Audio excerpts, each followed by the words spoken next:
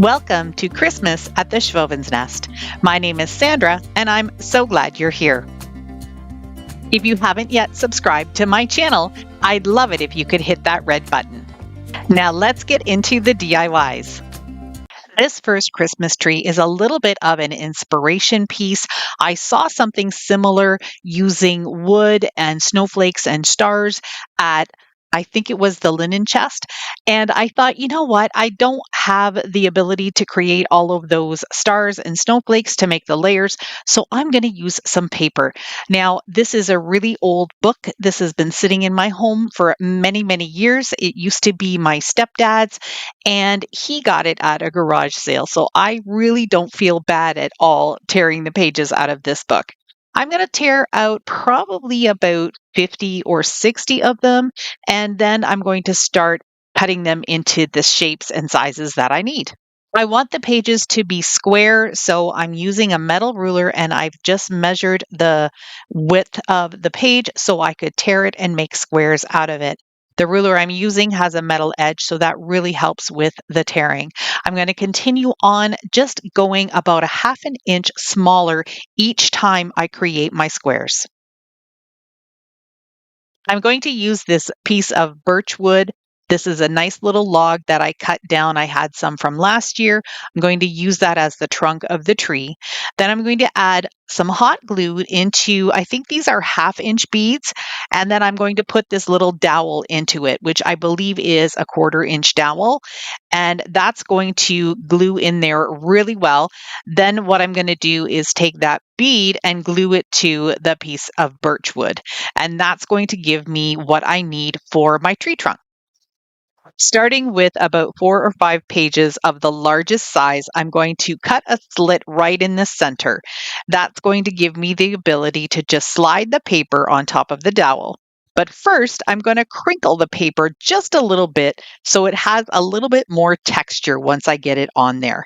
So this part is not difficult at all. It just is a little time consuming. So if you want to recreate this, I suggest putting on your favorite YouTube channel, like maybe DIYs at the Schwowin's Nest, watch some of my videos, maybe my Christmas playlist, and get this project done in no time. The other thing that I made sure of when I was putting the pages onto the dowel was that they were not in the same direction. I want to be able to spin them a little bit, and that will also add a little bit more visual interest to each layer. Once I'm done with each layer of the sizes, I'm going to take a couple of beads and I'm going to glue them onto the dowel in between all of the layers. I put the hot glue on the dowel and then I pushed the bead down and gave it a little bit of a push so I could flatten out the papers a little bit and make sure that the bead and the dowel were glued together, not just the bead on the paper, because then things will slide around. I added a second bead because I wanted there to be a little bit of a gap in between all of the pages. And when I tried it just with the one bead, you couldn't see the bead. And that's one thing I wanted to be able to see, was the bead in between all the layers. I'm almost done. I've got to finish off this third layer, and then I've got 2 more small layers to do. But it's starting to turn out really neat. And this is the vision I had for it, so I'm really excited that it's turning out. Not every Christmas tree needs a star on the top, but because I was working with such rustic and neutral tones, I just thought a really chunky wood star would be perfect on top of it. So I've got 3 star pieces here and I'm gluing them together. These are made from, I think it's 3mm basswood, and that's what I use for my laser machine. So these were left over from a different project.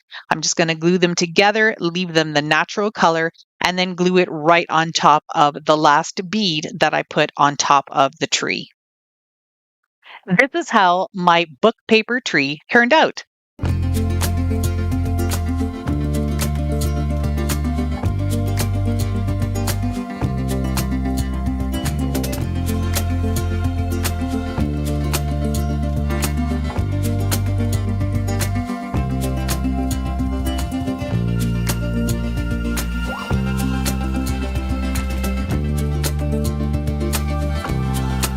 For this second tree, I wanted to make some rusty jingle bells to use as the base of the tree.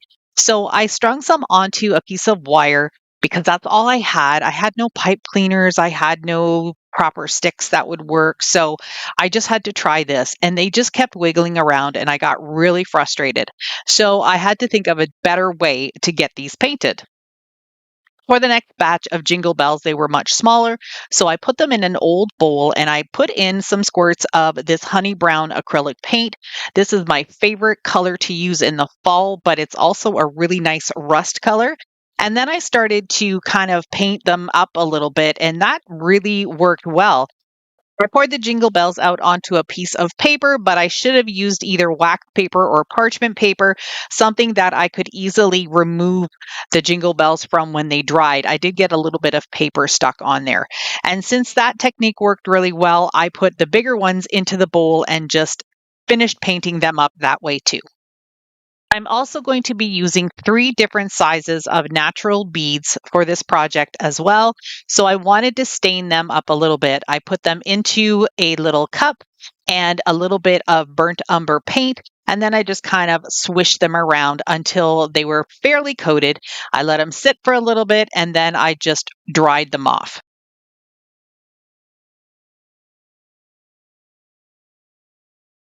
My jingle bells are now dry, so I'm going to put them back into the bowl.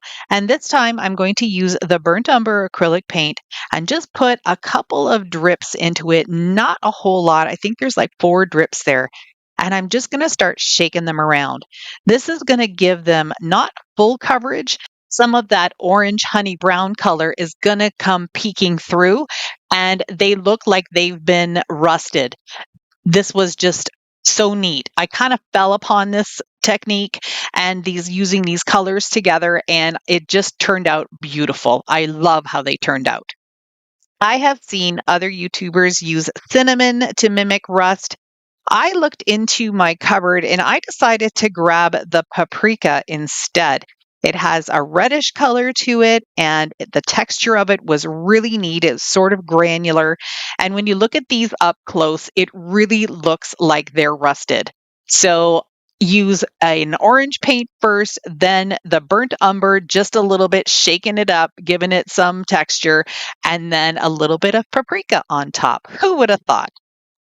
Originally, I had a different idea for the jingle bells, and you can see that they're kind of strung there. I put them on some wire, and I did play around with them a little bit, but my original idea didn't work out. So, plan B. I went to my stash and I found a nice piece of rustic wood. This is just a neutral color, and I'm just going to give it a light dry brushing to add a little bit more texture to it and to make the jingle bells and the beads pop a little bit more once I get them on there. A couple of videos ago, I did a Christmas tree on a frame with some natural wood beads and some red beads. This time I'm going to do it with the jingle bells and the stained beads. And these beads kind of turned out a little wonky, but I really love that they're all sorts of different colors and textures. I'm going to build some rows, but this time I'm going to do an opposite of the other one that I did. I'm going to do a jingle bell, a bead, a jingle bell, a bead. The other video, if you watched it, I did a whole row of beads and then a whole row of the red beads. So I'm going to just incorporate the beads and the jingle bells in this one. And I'm also going to make the shape of the tree a little bit different as well. I had to play around with it a little bit to make sure that it was looking the way I wanted it to, but it was really easy just to pop off the jingle bells from the wood back because metal and hot glue don't necessarily stick very well, although they did seem to stick okay once they were completely dry. So this is the shape that originally I thought I would do with the Christmas trees. Just have a large triangle at the bottom and then a medium one and a small one at the top. Number one, I didn't have enough of the really teeny tiny jingle bells to do this. And then I thought it really needed more of a fill-in as well. It kind of started to look more like a chess piece or something like that. So this is how it looks now that I have it all done. I'm using some burnt umber paint again and a really flat, wide brush. And I've just put a little bit on there. There's not a ton of paint on the brush. And I'm just going to make some lines here that look like branches of a Christmas tree. And I'm going to come out from each row.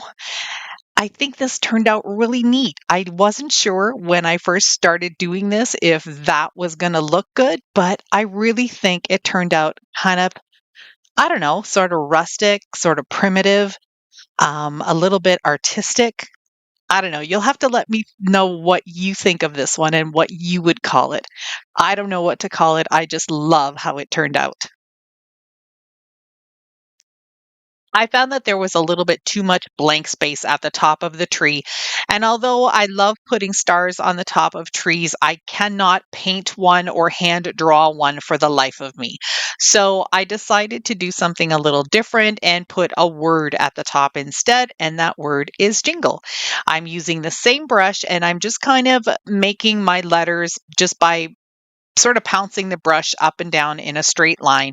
And then I'll go over it with a smaller brush just to thicken it up and give it a little bit more texture.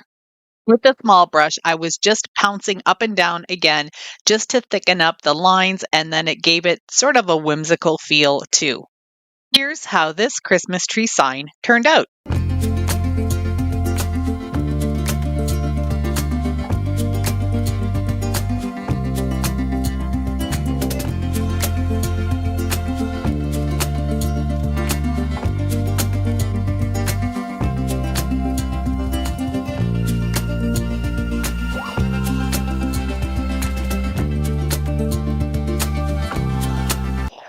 Okay, it's Dollar Tree Christmas tree time. I'm going to be taking one of these Christmas trees and I'll probably be using about 5 or 6 branches from another one as well. I'm not going to need any of the stand pieces and eventually I will also unscrew that piece at the bottom. I'm just going to start pulling down the branches. These are so sparse. They're so funny, but we all have done so many different crafts with these trees, and for the price, you just definitely can't beat it. The first thing I'm going to do though is I'm going to trim down the fronds on each of these branches. These look really cheap, but as soon as you cut them and trim them, make them more of a fine pine needle branch, they look so much better. Make sure you lay something down because this stuff flies everywhere. It was in my hair, in my clothes, on my socks, in the floor, everywhere. So I had to do a major cleanup once I got this part of it done. For the trunk of this tree, I'm using another piece of birch. This is actually from a yellow birch tree, so that's why it's more of a brown color, but it still has all that beautiful texture. Using a smaller drill bit, I'm creating a pilot hole, and then I'm going to use this 3/8 of an inch spade bit to create a larger hole so it will fit that stem of the Dollar Tree Christmas tree right into it. And I'm going to go fairly deep because I don't really want to see too much of the stem. Here, I'm just checking to see how far down it's going to go, and I'm going to probably do another 1/4 of an inch yet, and then it'll be perfect. Before I actually put the tree inside the stem, I'm going to start trimming it. I want to create more of a pencil tree look with this. So I'm going to start trimming off some of the branches, making them a little bit shorter. And I also took the branches and bent them down towards the ground. I wanted this tree to kind of look like it was one of those pine trees that's kind of hanging down to the ground. I don't know what they're called, possibly a Norfolk pine. But anyway, this is going to be a faux pine tree, sort of pencil tree. Who knows what it's going to be called at the end, but let's just keep on moving along. As I was moving up towards the top of the tree, I really needed to make sure I was paying attention to how short I was cutting them because I didn't want them to get too short. So, very gradually from wider or longer to shorter towards the top. Here's where I'm taking the tree branches and bending them down so they're facing the ground. And I just think that look turned out really nice.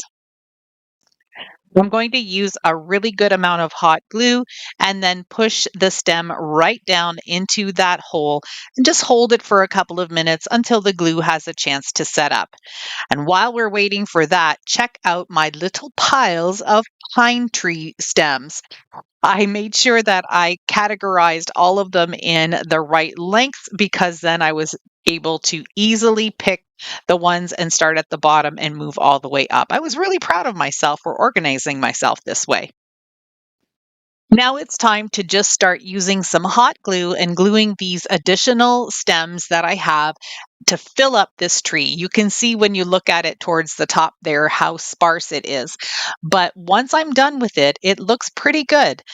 As I said, I had to grab a few branches from one of my other little Dollar Tree trees, and I did the same thing with them, trimmed them up nice and short, and then I cut some of them in half and some of them in thirds to fit them into the spaces that I needed to fill up. Here's the tree in all its glory. I think it looks amazing. You'd never guess that this was made from one of those Dollar Tree Christmas trees. The next thing I'm going to do with it, and basically the last thing I'm going to do with it, is just use this Krylon spray paint in the color Sweet Cream. I gave it 3 coats, and I think the texture and color turned out amazing.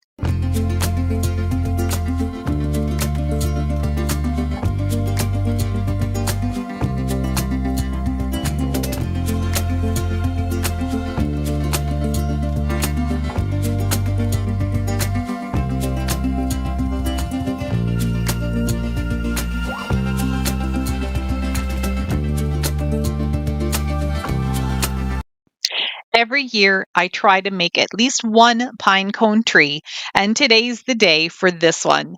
I'm using the box from the Dollar Tree Christmas tree, and I'm just cutting one of the corners out.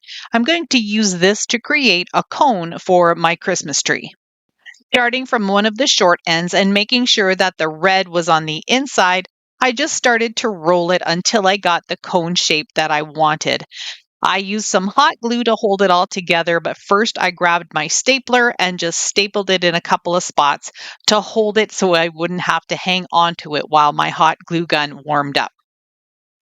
Using my scissors, I simply cut off the excess, and all I do to make sure that it is straight is I kind of just keep bending it in different directions until I see all of those little points are gone. And then if you have to just adjust a little bit more, you just keep trimming it until it sits the way you need it to be. I'm just using my hot glue gun on the lower temperature because I found when I had it on the high temperature, the glue took a really long time to set up. It was just that hot and was too liquidy. But what I'm going to do is leave about an inch of space in between each of the pine cones, starting at the bottom and going all the way around. For the second row, I'm going to then do the same thing, leaving about 3/4 of an inch of space in between each of the pine cones, and I'm going to stagger them. Basically, wherever there is a gap in the first row, I'm going to be putting the pine cone above that for the second row. And then I'll repeat those steps all the way up the cone, gradually getting smaller pine cones as I go. Here's the completed tree so far. I'm going to be taking one more pine cone and I'm going to set it on top of the 2 pine cones that I have there, and that will become the tree topper. Now I just have the cone on this plastic bucket just so you can see it better. That's not going to be part of the DIY. I am going to be taking these greenery pieces and I'm going to be cutting them in half and then gluing them in all of the spaces. This is something that I saw and gave me the inspiration for this pine cone tree. Normally, I just use pine cones on my trees and maybe just embellish them a little teeny bit with some greenery. But this one's going to be sort of half pine cones and half greenery. This is something that I picked up at Michael's last year. It is part of my stash and actually the things that I usually decorate around the house with, but I've started to just pull some of those pieces into my craft projects as well. I'll continue adding the greenery, and as I get towards the top of the cone, I will be cutting the greenery sprigs a little bit smaller, not quite into thirds, but maybe into like sort of thirds. I don't know. It's hard to describe, but I didn't want any of the greenery to be sticking out further than the pine cones. So that's kind of what I was using as my measurement. The final embellishment on this tree is going to be some red berries. I love using red berries. I never used to be a red Christmas person. I was always into the silvers and purples and teals. And since I started my YouTube channel, I've been more into the rustic farmhouse look. So I'm really excited to have this tree as part of my decor this year. So I'm going to just wire 6 of these little berries together, add a lot of hot glue, and then I'm just going to push them into the space. And I don't want them sticking out either. I'm going to give them a good shove so they get right in between the pine cones and the greenery sprigs, so it's just nestled in there really well. And this also helps to make a project like this look more high end. If you don't have any gaps or anything hanging out, then it definitely looks like it's been well made. Here's how this fourth tree turned out. I think it's beautiful too, and I don't know which one is my favorite.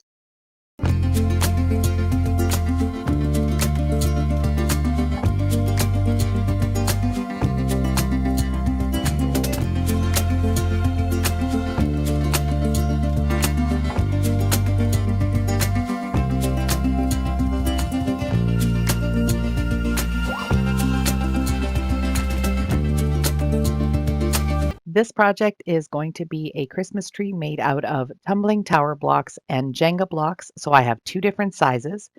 I'm starting by gluing 4 of the larger sizes onto this wood round. This just came off of the base of a bottle brush tree from the Dollar Tree. So I just took my snips and snipped off the wire as close to the bottom as I could. I'm going to start by putting 4 of these on there. I'm going to glue on another tree base right onto these blocks, and then I'll add 4 more blocks, putting them in a different angle so you get more of a star or a snowflake pattern.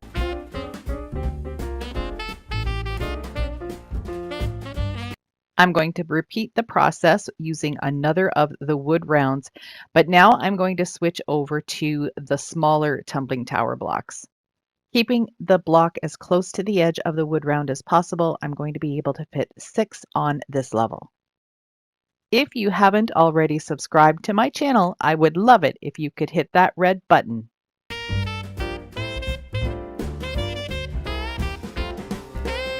I noticed that there were some gaps in some spots, so I'm going to take some of the small tumbling tower blocks, turn them up on their end so they're standing up the long way rather than laying flat, and just fill in some of those spaces. These are some of the trees that I'm removing the base from. I just take my side cutters and then just give it a snip and the tree comes right off. This will be the last of this size wood round that I'll be using, because every time I go in with the next layer, I'm going to make these tumbling tower blocks sit in a little bit further. So that will limit the amount that I can get on the wood round. I want this, of course, to look like a Christmas tree, so I need it to get gradually narrower towards the top.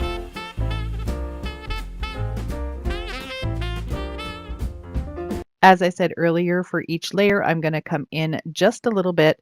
And now I'm going to be just gluing the tower blocks on top of each other until I get all the way to the top. Some of the branches or the wood blocks are going to look a little bit kittywampus, but that's okay. A Christmas tree is never perfect. Some of the bottle brush trees that I have do have some smaller wood bases. So I decided for the top layers, I was just going to make it look a little bit similar to the bottom layers and add this smaller wood round. And then I'll be able to just add, I think, just 3 of the tumbling tower blocks at this point because I needed to make them smaller. But I didn't want to have to do any cutting because these are such hard wood. And even with my rotary cutter, it takes a really long time to get them shorter. Eventually, I get to something that looks like this.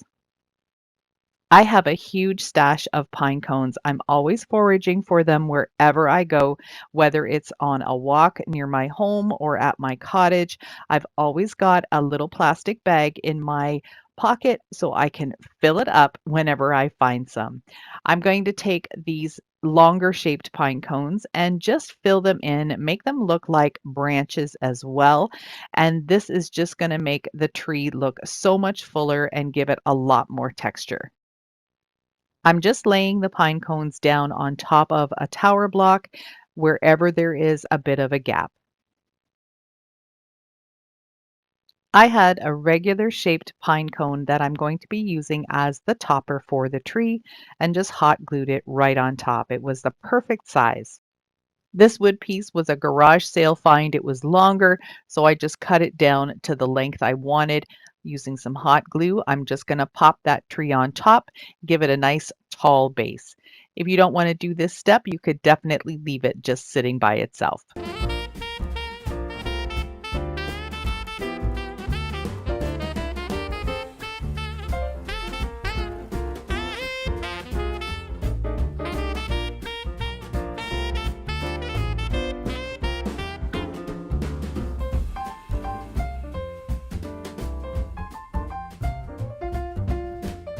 I saw this beautiful setup of these bottle brush trees on a long wood plank. And I thought, you know what, that would be so beautiful to create, but also very simple, easy, and inexpensive to create. It was online at the Linen Chest for $90, on sale for $63.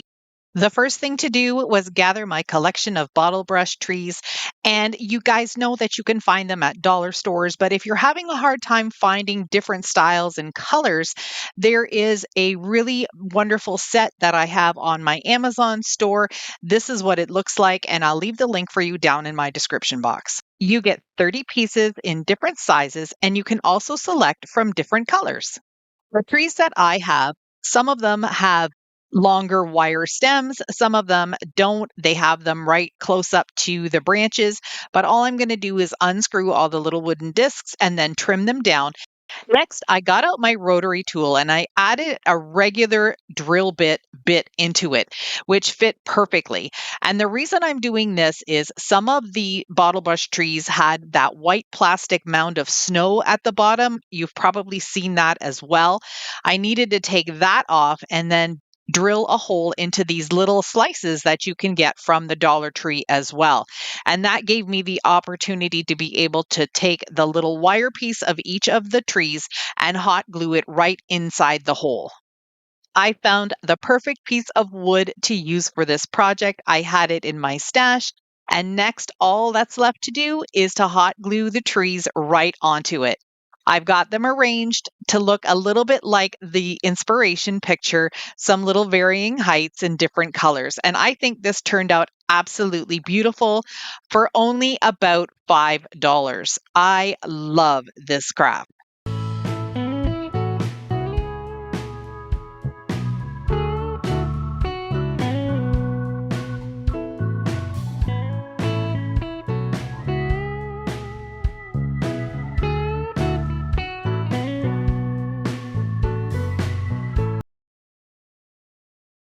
Thank you so much for spending some of your time with me today. I truly appreciate it. See you in the next one.